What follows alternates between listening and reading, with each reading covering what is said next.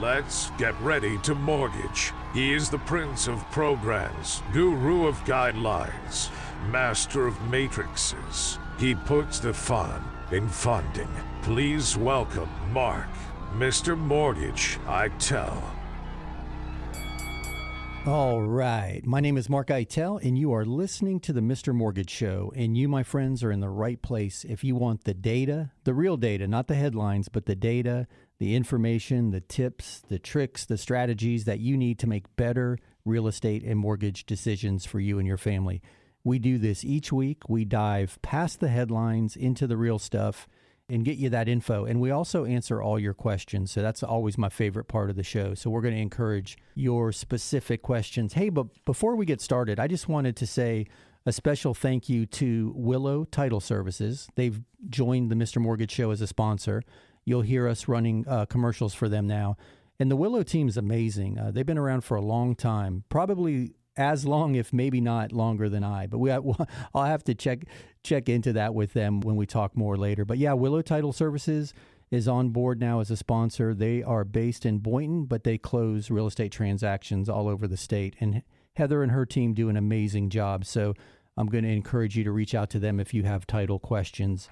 But in the meantime, we are going to dive into the show. If you have questions for us, I encourage you to call or text them to the Anytime hotline. That's 561-291-8569. That's 561-291-8569. That is the Anytime hotline. One more time, 561-291-8569. If you have specific questions about any of the issues that we cover, please just shoot us a text or give us a call. Dom, my producer, is always manning that line, and he'll get your questions on the air. But yeah, I know there are a lot of questions running around out there right now. People are wondering, is this a good time to buy? They're seeing the market stabilize a little bit. In some areas, it's shifting more than others.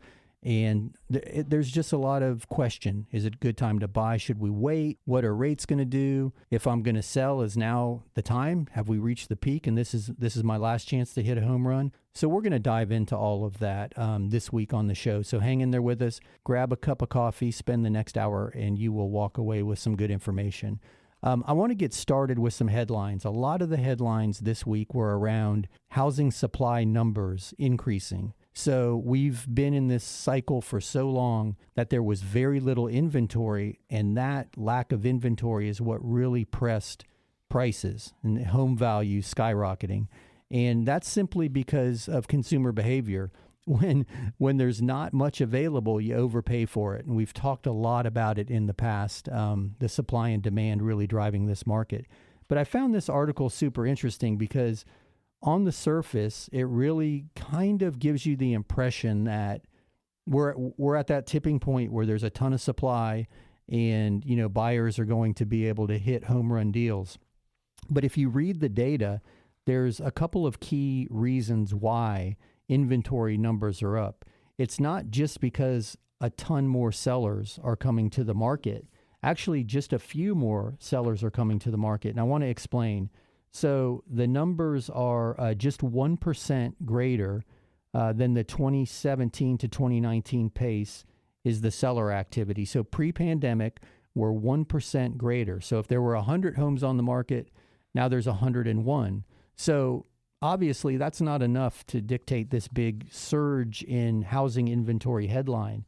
What the interesting part about this is, it looks like the increase in interest rates, as well as all of the other inflationary pressures, are starting to put a bit of the damper on the buyer side, or at least on the demand, because there are 16% fewer pending sales. And I was thinking about this on the way in this morning. And if you listen to the show for any length of time, you know that I am a very basic, born and bred Florida. I say hillbilly, even though we don't have hills. I'm just, I think in very simple pictures. So I was trying to come up with an analogy to adequately explain what an active listing is versus a pending sale versus a closed sale, because a lot of people have a hard time understanding all of that. It's a lot of, real estate lingo, if you will. And I was thinking about Publix fried chicken, and don't ask me why, probably because I love Publix fried chicken.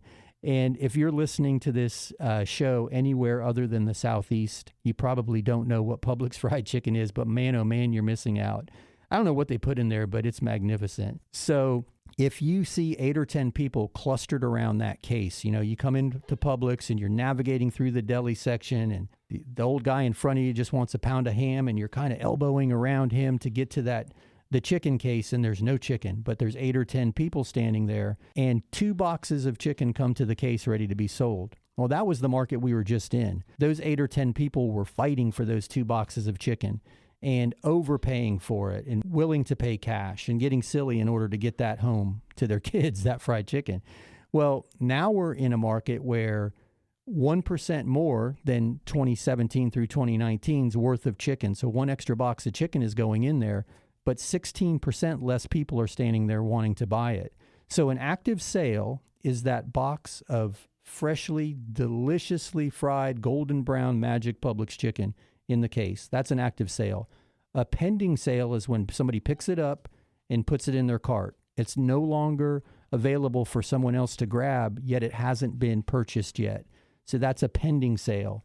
So what was happening was, for every box of chicken that went to the case, there were so many people standing there that it was almost instantly going into someone's cart. So active listings were down, pending sales were up, and that's what created the frenzy that we were in. Now it's much, much more balanced, and there's 16 fewer people, if we're using the number 100, pushing their cart through Publix with that box of chicken in their cart.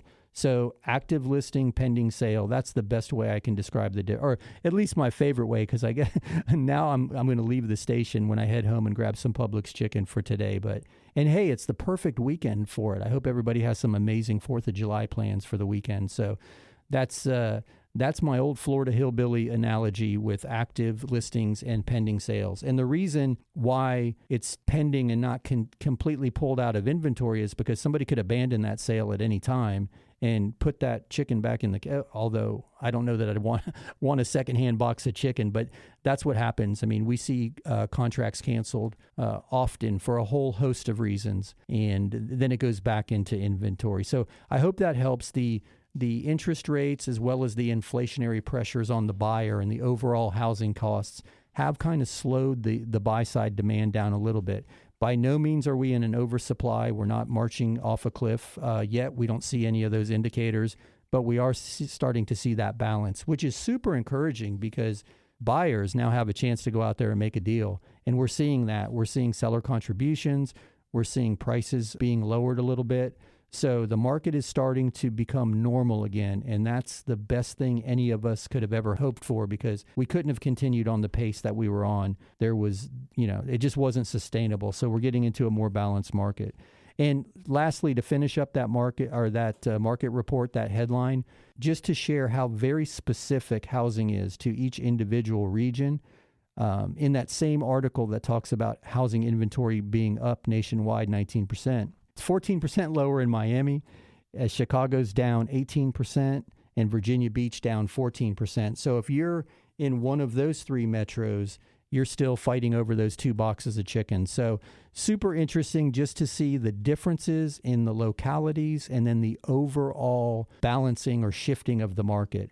And then lastly, I want to share this too. There's been a lot of conversation around new inventory coming to market from the boomers. And I air quoted the boomers, the senior population, because as mortality takes hold and people die and they reach the age where they want to move into assisted living, those homes typically come to market. And there was a study done recently showing that through 2032, there should be about 4 million of those boomer resales come to market each year.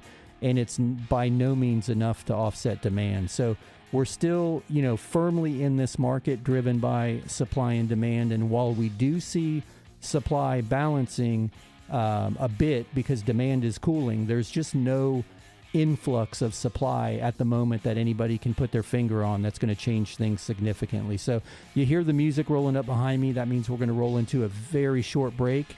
We're going to be back in 2 minutes to answer your questions, and shoot us those questions. 561-291-8569 is the Anytime hotline. 561-291-8569. We'll be right back. Buying a home can be stressful. Willow Title Services will help you close the deal, offering tailored services for your unique home buying needs. You'll have a single team member guide you from day one to the day you get your keys. They have a combined 50 years of experience, so trust the closing experts and contact them today. Visit 8198 South Jog Road in Boynton Beach or call 561-737-1630. That's 561-737-1630. Willow Title Services is rooted in experience to help you get to closing. Here's another 5-star review. My wife and I own a small business. And the way our accountant files our taxes, we don't show much income on tax returns. Because of this, it looks as if we don't make the money. This was a problem for our bank when we applied for a mortgage. But not for Mark. He verifies our income by using our monthly bank statements. Mark and his Mr. Mortgage team made a big difference for me. Yes, I am happy to recommend Mr. Mortgage Mark. Hey, it's mark-eitel, host of the Mr. Mortgage Show. You hear me all the time talking about the need to have the very best team representing you in a real estate transaction. And that starts with a really great agent. If you've got a great agent, that's awesome. But if you don't, check out www.reallyGreatAgents.com. There you'll find the best of the best, regardless of the city they work in or the brokerage they work for. www.reallyGreatAgents.com, www.reallyGreatAgents.com. Are inflation and everyday expenses eating into your retirement income? Maybe you've considered a reverse mortgage and have unanswered questions like, do I still own my property? Can the bank kick me out? What happens when I die? Can I still leave my house to my kids? These are all great questions. Visit www.moreaboutreverse.com to learn more. That's www.moreaboutreverse.com. www.moreaboutreverse.com. Welcome back to the Mr. Mortgage Show. Call us now, 561-291-8569. All right, we are back. My name is Mark Eitel, and you are listening to the Mr. Mortgage Show. And again, you are in the right place if you want the information and the data that you need to make better real estate and mortgage decisions for you and your family. So just to finish my thought regarding the boomers bailing us out. Now, we've all leaned on our parents our whole life. They've helped us buy the first car. They put us through college. They've bailed us out on many occasions, but it doesn't look like enough of them are going to sell on an annualized level to bail us out of this this current market that we're in. Again, I mentioned the article states that through 2032, they anticipate 4 million boomer resales. And that's the older couple or individual who's aged in place to a point that they're now going to sell the property and downsize rather. And I want to touch on that. One reason why I don't think the number's even going to be 4 million, a portion of my practice is built around reverse mortgages. We serve the senior community and assist them in getting access to their equity to offset their expenses each month. And right now, the fixed income senior is getting crushed by inflation. So we're talking to more and more people in this category than ever before. And the reason why I'm saying what I'm saying is I don't think as many as 4 million are going to come to market is the overwhelming majority of people that I speak to in the senior community really have the goal of putting a strategy together to age in place. And their goal is not to go to the senior center or the assisted living until the very last minute. And listen, we're living longer, we're healthier than we've ever been before, and people have a ton of equity in their property, and they're really putting a strategy in place to stay there as long as they can. So I'm not so sure I agree with that headline that there's going to be 4 million resales a year, but we're going to watch it. I mean, it's a part of the real estate cycle. You know, you start at a very young age, hopefully getting involved in real estate ownership, and at some point you exit the ownership and pass it along. And anyway, we're going to watch that because it's an important part of the overall cycle. But hey, we're at my favorite part of the show where we're going to dig into your questions. I'm going to throw it over to Dom to see what questions we have teed up so far. Margie emailed this one. We are selling our house and the appraisal came really low. Can we ask the buyer to get another appraisal? Not sure what we do next. Hey, Margie, that's a tough one. You can ask. It's not an obligation for them to get an appraisal, a second appraisal. And I really am flying a little bit blind here, so I'm going to give some vague answers only because I don't have the contract in front of me. But coming out of this real estate cycle that we've been in, there were people who waived their appraisal contingency, meaning they were going to agree to buy the property regardless of the appraisal. But why it may be significant for your buyer is if they're getting financing, that appraisal is super important. That's a pivotal number because that's what the bank uses, either the appraisal price or the appraisal value or the sales price, whichever's lower. That's what they determine what percentage they'll loan. And what I mean by that is I'm going to use round numbers just because, I mean, heck, I used Publix chicken, so I got to keep things very basic. If you were purchasing or you had written the contract for $100,000 and the buyer was going to put 10% down and get a 90% loan, okay, you can follow that math. They're going to get a 90% approval and a $90,000 loan. But if the home only appraises for $90,000, that number that 90% is based on is now dropped to $90,000. So they'll get an $81,000 loan, meaning instead of $10,000, they're now $19,000 out of pocket. And that's where it typically makes a big difference is the buyer's ability to bridge that gap. You hear that term a lot, bridging the appraisal gap, and that's what it means. If the buyer was able to and willing to, then the transaction can move forward. But again, this is all just very vague answers because I don't know the details of your specific contract. And to answer your question, you can request it, but they're not obligated to do it. And it's unlikely they're going to let you see that appraisal because it's the property of A, the lender, and B, the borrower at closing. So it's an interesting dilemma. I think we're going to see a little bit more of this moving forward as people are still trying to use the strategies of 6 months ago and price at the very tip top of the market. And they may be overpricing their properties. And some buyers may be just, they're overwhelmed. They've gone through this for the last 18 months and they may be willing to write the contract at that elevated price. But I hope that helps. I'm happy to answer more of this in detail off the air if you want to give me a call. And you know what I could do for you if you're open to it? Call or text us the address of your property, and I'll email you back one of those value reports.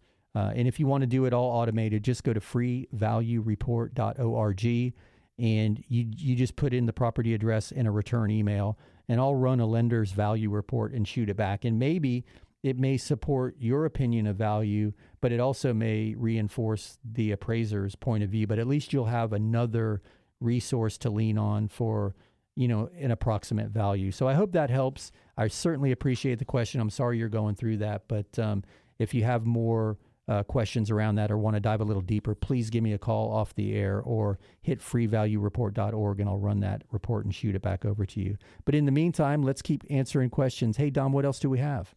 Ann left this on the hotline. I'm thinking about an adjustable rate mortgage to buy my first home, but my dad says to get a fixed rate. Do you think ARMS is bad? Wow. So first of all, awesome that your dad's being conservative because I'm guessing, and again, I don't have all of the details and I'd love to have more, but the ARMS of the last housing boom cycle we went through in the early 2000s were super dangerous products.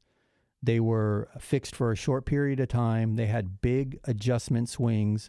Oftentimes they were interest only and then became fully amortized. And what that means to you is when it adjusts and that interest only period expires, quote unquote, payment shock hits you. There's payment shock involved and your payment can jump considerably. So I'm guessing, only because he's your dad and he loves you and he's being super conservative, I'm guessing that he's remembering those experiences, and maybe he knows somebody or experienced himself, but certainly remembers the headlines of 15, 17 years ago about those loan products. The ARMs of today are very different. So the ARMs of today aren't interest only. They have moderate caps. They're fixed for 5 years, 7 years, 10 years. They're very, very safe by comparison. So to answer your question, I don't think ARMs are bad. I really don't. I think used well, they can even benefit you long term. I know many people who took adjustable rate mortgages or ARMs during the height of the market in 2005, And once their payments started to adjust, it's gone down every year until the cycle that we're in now. So it actually benefited them to be in an ARM. The short answer is they're not dangerous. My inclination is Dad's being conservative and looking out for your best interest because of what happened in the past. But I would love to talk to both of you if you have additional questions and just really dissect the worst case scenario of a current adjustable rate mortgage moving forward, factor in all the maximum adjustments and the adjustment period so you could see for yourself. I mean, listen, if you don't intend to hold the property for more than say 5 years and you get a 7-year adjustable rate mortgage, then you're never going to own it when it starts to adjust. So there's some strategies you can work around it. The interest rates are a little bit lower, so a lot of people are looking to those now. But I hope that answers your question. And while we're on that, I want to touch on the difference of the market now. In addition to the adjustable rate mortgage products, which were super dangerous in the early 2000s, they were underwritten poorly. People stated their income. Let's be honest. They lied about their income. They lied about their assets. And then they took an adjustable rate mortgage with an interest-only period that allowed them to purchase a home they were never qualified for. The adjustable rate mortgages and the market environment that we're in now is so wildly different. You're fully underwritten. We're looking at income, we're looking at assets, we're looking at credit, we're looking at the fully indexed adjustments to make sure that you're qualifying for the loan program and that the loan program is not going to be the source of your problem moving forward if there is a problem on your horizon. So I hope that answers your question. I would love to talk to both you and your dad. We could jump on a conference call during the week and I can just give you an unbiased third-party opinion and talk about what happened then and what we're seeing now and hopefully guide you through the transaction. So great question. Thanks for shooting it over. You hear the music. That means we've got another 2-minute break that we're rolling into. When we get out of this break, we're going to get into more of your questions, which is always the favorite part of my favorite part of the show. So we're going to see you in 2 short minutes. Thanks. Buying your home is likely the biggest transaction you'll ever make. With stakes that high, you need certainty. Willow Title Services strives to take the stress away by providing a single point of contact with clear communication, resulting in a painless and positive experience. Willow Title Services has over 50 years in industry-leading and closing techniques, rooting them in the experience needed to get you to the close. Call Willow Title Services at 561-737-1630. That's 561-737-1630. Here's another 5-star review. We started our loan with a different company. They said we were approved, but at the last minute they told us there was a problem. I still don't know what went wrong, but thankfully our real estate agent told us about Mark. I was pretty stressed, but it's the perfect house, so we gave Mark a shot. He got it done. I'm not sure what was different, but I don't really care. We even got a better interest rate and with less money out of pocket than the first guy quoted us. It was a great surprise. Yes, I'm happy to recommend Mark and his Mr. Mortgage team. Hey, it's Mark-eitel, host of the Mr. Mortgage Show. You hear me all the time talking about the need to have the very best team representing you in a real estate transaction. And that starts with a really great agent. If you've got a great agent, that's awesome. But if you don't, check out www.reallyGreatAgents.com. There you'll find the best of the best, regardless of the city they work in or the brokerage they work for. www.reallyGreatAgents.com, www.reallyGreatAgents.com. Are inflation and everyday expenses eating into your retirement income? Maybe you've considered a reverse mortgage and have unanswered questions like, do I still own my property? Can the bank kick me out? What happens when I die? Can I still leave my house to my kids? These are all great questions. Visit www.moreaboutreverse.com to learn more. That's www.moreaboutreverse.com. www.moreaboutreverse.com. Welcome back to the Mr. Mortgage Show. Call us now, 561-291-8569. All right, we are back. My name is Mark-eitel. You're listening to the Mr. Mortgage Show, and each week we answer all your mortgage and real estate questions so you can march out there and have the information you need to make better real estate and mortgage decisions for you and your family. And hey, Ann, regarding that question you just asked me, Dom shot you over a text with my office number on there so we can dive deep on that. Tuesday I'll be in the office. So give me a shout and I'll be happy to answer all your questions and your dad's too. So hopefully that helps. But speaking of Dom and questions, I'm going to toss it over to him for another one. Michelle sent this text. My husband and I need to pay off some debt with a refinance. What is the maximum percentage we can borrow without a cash-out refinance? Hey, Michelle, that's a great question. So if I'm hearing you correctly, you're asking how much of your current equity you can borrow. So the rule of thumb, and you're going to hear a term out there called tappable. Tappable equity is 80% of your value minus your current mortgage amount. So I don't know, I'm going to use some real round numbers. If the house is worth $1 million, let's just say, and you have a $600,000 mortgage, you can go to $800,000 or 80% of the million, which means you have $200,000 of tappable equity. So we could do an $800,000 loan and pay off $200,000 worth of debt, and just use those numbers proportionate to whatever your situation is. But 80% is the rule of thumb for a cash-out refi, and you can pay off all kinds of debt with it, and you can pay it off at the closing table. And hey, I want to throw that out there because sometimes that's actually required. If you're carrying a lot of debt and you apply for a mortgage and they tell you that your debt to income, your DTI ratio is too high, well, we can calculate, all right, what is the DTI or the debt to income if we pay off that car, if we pay off the boat, if we pay off the credit cards. And actually, this works for a purchase too. If the seller is giving you a contribution and you've got to pay some stuff off at the table to qualify, all of that money can go into a basket and be allocated in different ways to help you. So I'm going down a path now. I'm chasing a rabbit down a trail, or a squirrel, I guess. But I just wanted to throw that out there because if you need to pay debt off to qualify and you're cashing out money to pay the debt off, we can do it right at the closing table. And the title company can write a check to American Express, to rvfinancing.com, or whoever these creditors are that you want to pay off.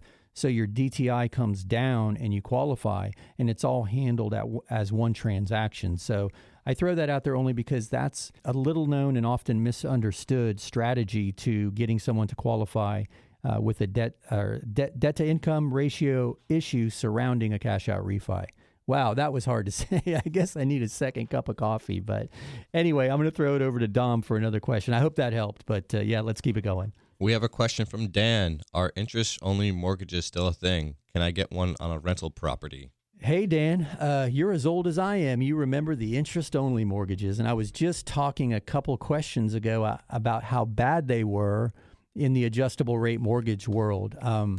Yeah, so to answer your question, they are still a thing. And they're designed right now for investment property. So it will work on a rental property. And it's a 40-year term with a 10-year interest-only period and then a 30-year amortization. So it's designed for an investor to buy a property, get it cash flowing, get it performing well before they have to service the fully amortized debt. And the nice thing is that the 30-year amortization rather, starts at year 11. So you have 10 years of interest only. So you have the lower payment for 10 years and allows the property to cash flow. And a lot of guys use them and never get to the fully amortized period. They'll just sell the property, 1031 exchange it, and keep moving the money into other properties, always servicing the debt at the minimum interest-only payment. But unlike the dangerous loans of last time, there's no negative amortization. You're paying the full interest only. And it's designed for somebody who understands investment properties and mortgages. But yes, interest-only loans are out there again. And if you have questions, I'll be happy to answer them in more detail for you. Just give us a shout during the week. They do carry a slightly higher interest rate, but the payments significantly lower because it is interest only. But hopefully that answers your question, Dan. Just hit me up during the week if you need more info. But in the meantime, let's get to some more questions. This text had no name. I want to sell my condo to my son. What's the best way to structure this to minimize his costs and my capital gains? So I'm so old that when Dom said text with no name, I started thinking of that song, Horse with No Name. Now, I'm not that old. I heard it as a kid. Yeah, my parents were listening to it in the car. But anyway, good question.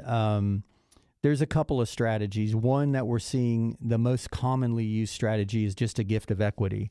And there's no limit to how much equity you can gift your child or your son in this instance. And I don't know what your strategy is. Do you want to pull some money out of it for yourself, or are you just trying to, transfer it to him as cost effectively as possible? Because then you could lower the sales price, gift all of the equity as long as it's at least 20% of the purchase price. Then he's going to have no mortgage insurance and he won't have to come out of pocket with much, if any, money. But you can also cash out money. If, let's say, the property's worth $500,000 and you have a $150,000 loan, you could gift him enough money to get him qualified, and the rest could go to you. He could buy it from you for $500,000 or $400,000, but you could also sell it to him for $200,000. So the gift of equity strategy seems to be the one we see most often when a parent wants to sell a property to a child. And the sales price can fluctuate, and the equity amount can fluctuate based on the needs of the transaction.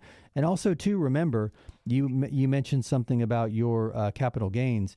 As an individual in Florida, if you've owned the property for more than, I think it's 2 of the last 5 years, I'm going to direct you to, or 3 of the last 5 years. I'm doing this from memory at the moment.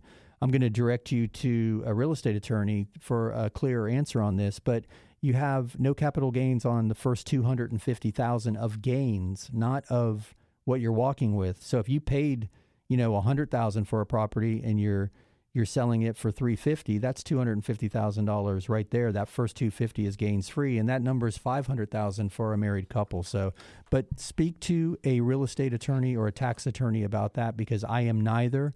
But I hope that answers your question, and I hope it helps. And congratulations on gifting your son the property. I think that's very cool. And as we move forward into this, unknown property and real estate valuation market moving forward, I think you're going to see more and more generational housing where the parents gift it to the kids or the grandparents gift it to the grandkids. But anyway, I hope that helps. But let's continue with questions. I'm going to toss it over to Dom for another one. This one is from Tom. After I sell, how long do I need to wait before I could get another FHA loan? Okay, so that's a great question, Tom. Are you ready? Okay, all together, let's hold our breath.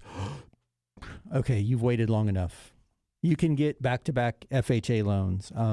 You don't have to wait a period of time. And where that became confusing for a lot of people was FHA became the loan of choice for first-time home buyers. And the initials almost make it sound like a first-time home buyer program.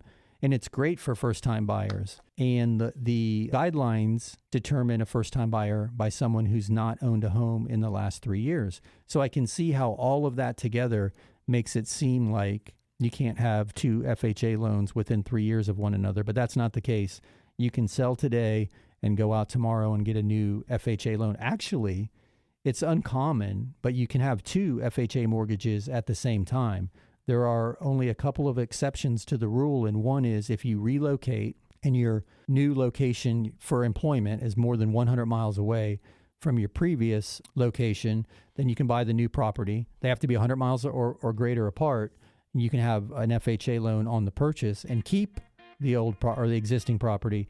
And the other is if your family size or your family unit changes significantly and the current property no longer meets your needs, that exception can be granted on a case-by-case basis, and you can go out and buy another property with an FHA loan. So in rare occasions, you can have 2 FHA loans at the same time, but to answer your question, there's no required time gap in between FHA loans. So hopefully that answers your question, and I appreciate you shooting that over.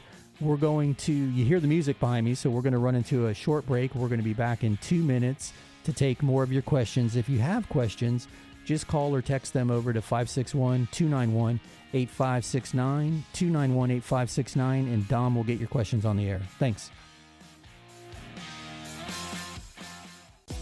New to South Florida and ready to set down roots with a new home? Willow Title Services makes closing a smooth, painless, and positive experience. With individual service for each buyer's needs, Willow Title Services has a combined 50-plus years of experience with industry-leading closing techniques. Call Willow Title Services today at 561-737-1630. That's 561-737-1630 at 8198 Jog Road in Boynton Beach. Willow Title Services is rooted in experience to help you get to closing. Here's an another 5-star review.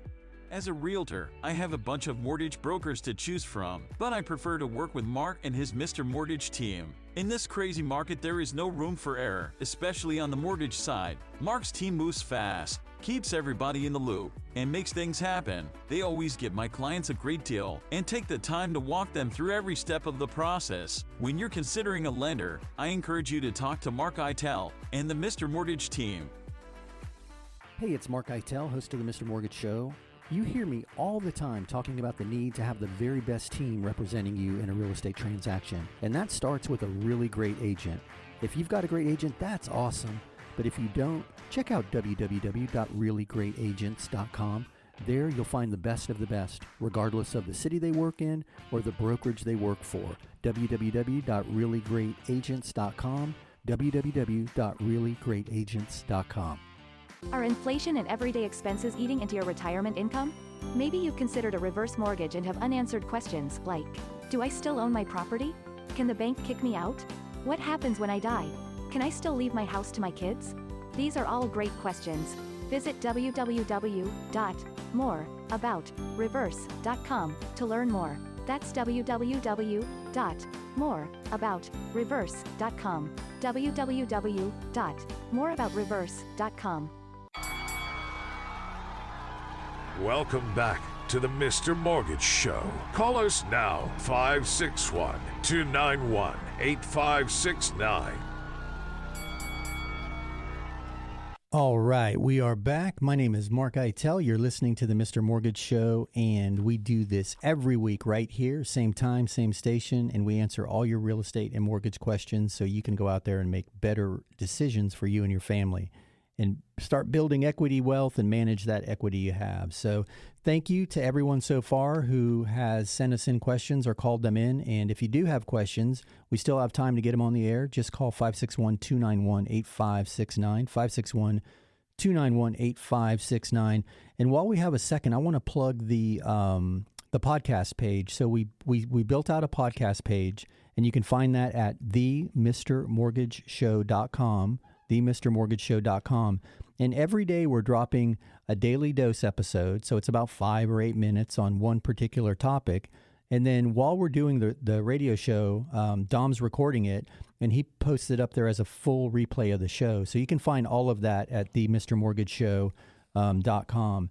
And also, too, the Facebook page. Go to Facebook, search The Mr. Mortgage Show, and all of the charts and the data and the research that you hear me reference and use each week on the air, I post there. I post there every day, so you have access to the same data, and you can read it for yourself. And if you have questions, drop questions right in there. Facebook's been a lot of fun. So Facebook, The Mr. Mortgage Show, themrmortgageshow.com is the podcast page, or lastly, I might as well throw this out there since I'm rolling through this plug section, is the website is www.mr.mortgage. There's never a .com. Just type in mr.mortgage, and that is the Mr. Mortgage corporate site. So with all that housekeeping out of the way, we're going to continue with your questions, and I'm going to toss it over to Dom and see what he has. Amanda sent this one in. What is a discount point, and does it make sense to pay it? Hey, Amanda, that's a great question, and I'm going to start in reverse. Does it make sense to pay it? It's all specific on your personal and specific circumstance, I guess is where I'm going with that. A discount point is 1% of the loan amount. So a discount point on a $200,000 loan is $2,000. And as the name indicates, it's often used to buy the rate down. And sometimes it makes sense if you're going to save enough money each month that you're going to be able to offset that $2,000. So if you're saving, $100 a month in 20 months, you're going to make that $2,000 up. So in that instance, if you're going to stay there longer than 20 months, it may make a lot of sense. But where I really, really like discount points is if you can get the seller to pay them. And we're entering into a market where sellers are more willing to negotiate. And you've heard me say this a bunch of times. I've done daily dose episodes on the podcast page about it. We had some questions a couple of weeks ago, and I mapped out a strategy around this. But if you can get the seller to contribute a percentage of the sales price that you can use for your closing costs and things of that nature, you can use them for discount points. And with, 3%, you can buy the interest rate down 75 basis points or 3/4 of a point. You could go from 5.25 to 4.5. You could go from 5.25 to 4.25. So there's strategies around all this that I really like. If you're the one paying it, then you really need to buckle down and do the math and see if your long-term goals include you being there long enough to offset that payment.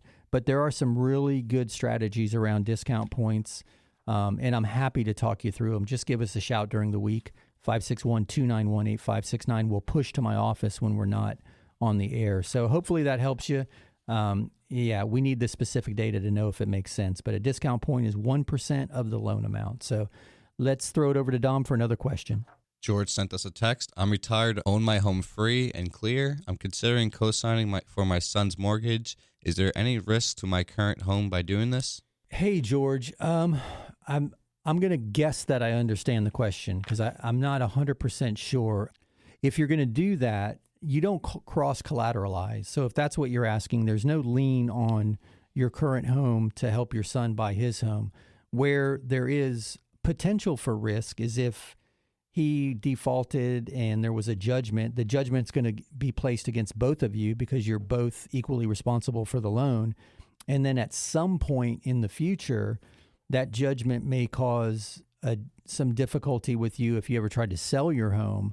I don't know that they could force you to sell it if it's your primary residence, but the immediate act of co-signing the loan isn't going to cross-collateralize your property with his. But what may come up down the road is any adverse credit event that happens surrounding that house that you're both owners of and both signers on that mortgage, that note, that could adversely affect your personal finances. And if it went to judgment, it would be on you as well. So I would encourage you to call a real estate attorney about that just to get a more specific answer. But if your question was around cross-collateralizing your property and his, that's not an issue. That won't happen. But hopefully that helps. I know it was a confusing answer, but I didn't completely understand the question. If you want to call back and give us more details, you're welcome to. But I'm open to talk to you more about it if you need further discussion. So anyway, let me throw it over to Dom and see if we have another question. We do. Here's one from Vinny. We're moving here from Chicago. I own my company there and we'll keep it, so my income will stay the same. Could I get a mortgage now or do we need a rent first? My cousin Vinny. Actually, I don't have a cousin named Vinny from Chicago, but for some reason that movie popped into my head. And I don't know why I picture Vinny being a moving contractor in Chicago. Sorry, Vinny, for any stereotypes, my man. I appreciate you being a listener and certainly appreciate you sending us the question. So here's the thing. Can the business operate in Chicago without you? And can it remain as profitable without you? Meaning, is there a general manager already in place? If it's a physical, staffed in place type of business, that would be a question. Can you run it remotely? We've done transactions for some very high-end interior designers who were based in California, but their projects were all over the country, so they typically flew to the different project sites, and they essentially managed their national practice remotely from California. So they were able to relocate and keep the business based out of California because they owned a showroom there, but they operated it from Florida, and instead of leaving LAX to fly to their clients' homes, they were leaving Miami International. So that was an interesting situation there. So those would be my questions. Can you operate it remotely, or can it function without you being there every day? And if either of those answers are yes, then yes, you can leave the business in place and still use that income to qualify down here. And I had a super cool, interesting. That's a lot of adjectives right there. This week where we had a gentleman from California, and Dom, you might have heard of this. I've never heard of Turo, the car rental. Have you ever heard of that app? Yeah. Yeah. So he did a really cool thing during COVID. He lost his job and discovered this app, and he went out and he bought two. What are the little Fiat 500s, the little cars? And he put them on the Turo app. Well, it's been 18 months. He has 14 cars free and clear, and he's making, I'm not going to disclose his income, but it was super surprising. and he's hired a garage that he can park the cars at. They service the cars, and he just manages the app, the insurance, all of the financing. And he's going to do that from Florida, and he's going to build a fleet here in Tampa, but he's keeping it in San Diego also. So interesting world we're living in, and I was really excited to learn about that particular app, and then also commended him on being entrepreneurial enough to figure out how to run his Turo car rental business in California from Florida. So super cool. But hopefully, Vinny, that gives you some insight. If you need help with that, give us a shout during the week. 561-291-8569 will push to my office during the week. So, and yeah, if anybody wants to check out a new car rental app, check out Turo. I guess what happens is you rent privately owned vehicles. So it was a really interesting conversation I had with him. But you hear the music. That means we are heading into a break. It's going to be 2 very short minutes. On the other side of this break, we're going to continue with your questions. And if you have questions, just give us a call, 561-291-8569. That's 561-291-8569.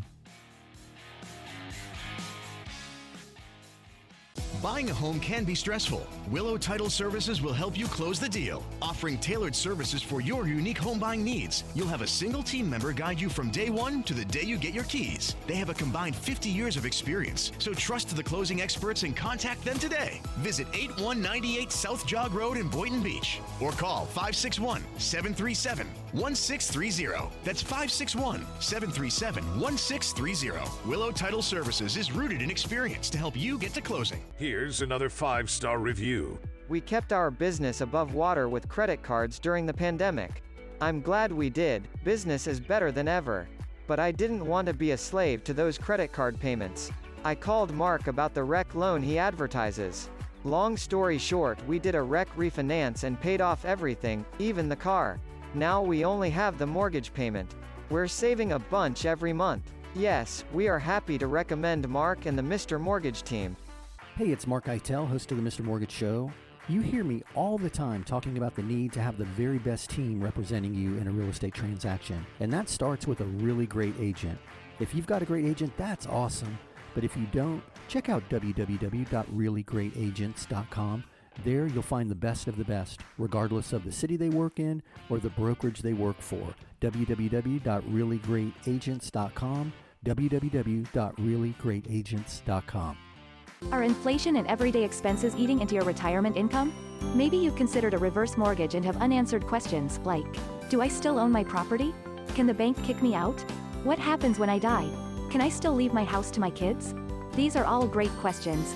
Visit www.moreaboutreverse.com to learn more. That's www.moreaboutreverse.com. www.moreaboutreverse.com. Welcome back to the Mr. Mortgage Show. Call us now, 561-291-8569. All right. My name is Mark Eitel. You're listening to the Mr. Mortgage Show, and we are back from that break. And Dom was teaching me how to use the Turo app during that break. One thing I learned, you can rent a Tesla on the Turo app. So it's pretty cool technology that we have, and it's amazing if somebody capitalizes on it, how they can make a significant income in a space that none of us ever thought of. So that was super cool. But anyway, let's throw it over and see if we have another question teed up, see if we can't squeeze another one in. We do. Carrie wants to know, how does a bridge loan work? We really want to buy a new place before we put our house on the market. Our realtor mentioned a bridge loan. Hey, that's a great question. So a bridge loan basically is a temporary loan against the equity in your property, and that's used for the down payment. And then we do a traditional mortgage behind that bridge loan on the purchase. They're a great resource. They're a great tool. The only challenge with the bridge loan is you need to qualify for all that debt at the same time, because God forbid you can't sell the property. Now you're carrying 2 mortgages and the bridge loan. So the upside to them is there are usually very low fees associated with it because the lender knows it's temporary. And typically the same lender who's doing the purchase mortgage wants to do the bridge loan so they can kind of control all the risk of the transaction. So I hope that answers your question. Another strategy we see people use is home equity line of credit to do the same thing. However, a home equity line of credit, while it may not have many fees on the front end, often carry an early termination fee, and then you still have to qualify for all that debt also. If you want to hear about a cool program that we've recently looked into introducing to the consumer, it's a buy with cash program where you can go buy the new house with cash, somebody else's cash, and then sell yours, and then they sell it to you. The person who paid cash sells it to you. So it's kind of a trend we're seeing in the market. It's a little bit different than the bridge loan because they're less concerned about you carrying all the debt, but you do have to buy that house within 6 months from the investor. So anyway, I can talk to you more about that. We might do a segment on the show regarding that. It's called Buy Like Cash, and we're seeing more and more of that. So, hey, I want to thank you for the question, and I want to thank everybody. We've had some really good questions today, and it just reinforces the reason why we do this show, because in the height of all of this hype and bad news around real estate and all these scare tactics, I can tell from today's questions that people still see the value, and they're trying to figure out how to make it happen for themselves and their family. And I mean, we talk about it all the time. You know, the easiest path to create wealth is through equity. And at some point you've got to jump in. And people in the 80s bought with 18% interest and, raging inflation. They were buying properties and they profited from it over time. So I hope you found today's show useful so far, and I appreciate all your questions. Hey, while we have a second, I want to just ask everybody a favor. If you find the show interesting, please share it with somebody. If you've got friends or family or coworkers, if you got your kids or your grandkids that are asking you for real estate strategies and advice, share the show with them. Encourage them to listen. We're always trying to build the listener base, and I love everybody's questions. I mean, whether it's about reverse mortgages or first-time buyers, I love all the cycles of real estate ownership, so I'd be happy to help. So my ask is, if you know somebody, friends or family or somebody at the job who has questions, is it a good time to buy? Should I sell? I'm thinking about refinancing. Who should I call? Introduce them to us, to the show. I'd be happy to answer their questions. I'll be happy to talk to them. We've got all the resources online now. They can listen to all the past episodes of the podcast as well as the show at themrmortgageshow.com. That's the podcast page, themrmortgageshow.com. Check out the Facebook page. Every day we're posting a ton of information on there. And it's not TikTok dances. This is data. And we're diving past the headlines and supporting all of our opinions with real data. And that's at Facebook. Just go to Facebook and search The Mr. Mortgage Show, and it'll pop up. So you hear the music. That means we're winding down another week's show. I greatly appreciate everybody's participation. Always enjoy the questions. If you need me during the week, give me a shout. You can find my info at www.mr.mortgage. That's mr.mortgage, never a .com. And as I mentioned, Mr. Mortgage, the Mr. Mortgage Show is on Facebook at The Mr. Mortgage Show, and themrmortgageshow.com is the podcast page. Heck, just go to Google and search The Mr. Mortgage Show. You'll find us. Hey, everybody, have an amazing week. Have a wonderful 4th of July weekend with your family, and Dom and I will be right back here, same station, same time next week.